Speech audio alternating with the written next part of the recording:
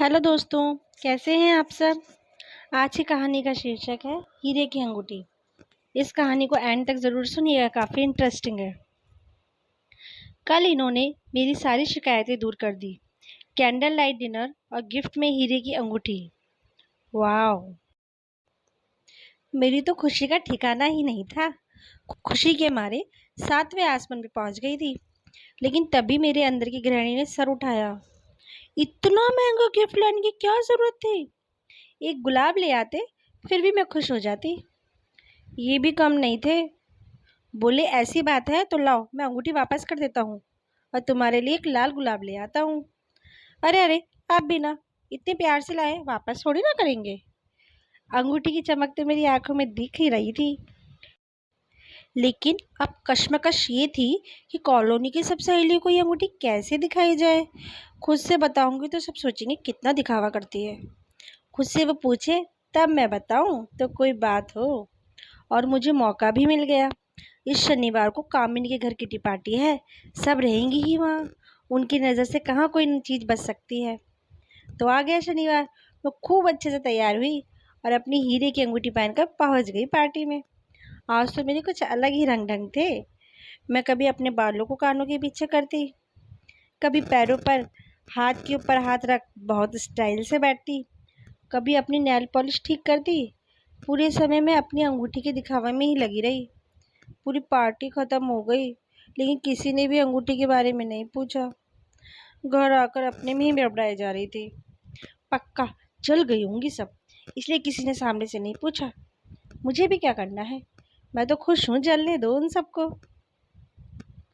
कुछ दिनों बाद मुझे एक और मौका मिला सबको अंगूठी दिखाने का। हमें एक शादी में जाना था।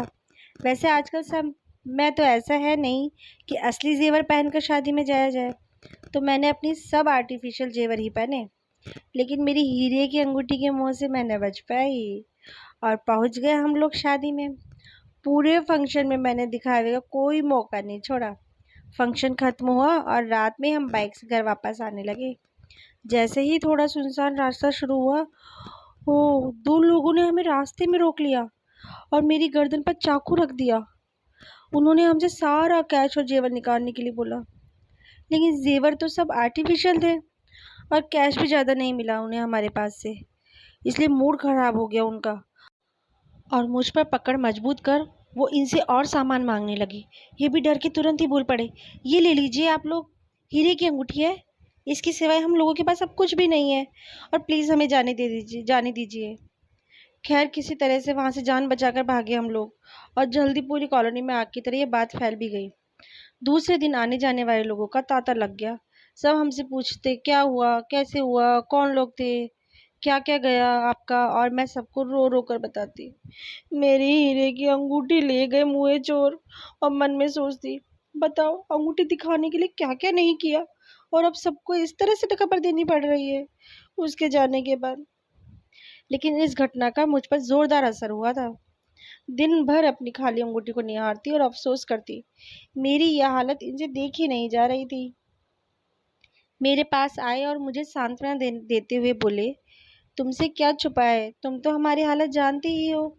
इतनी आमदनी कहाँ मेरी जो तुम्हें हीरे की अंगूठी ला कर देता। इसलिए तुम्हारा मन रखने के लिए आर्टिफिशियल अंगूठी ला कर दी थी जो चली गई। भगवान चाहेंगे तो तुम्हें पक्का असली हीरे की अंगूठी ला कर दूंगा। इसलिए इतना अफसोस करना सही नहीं।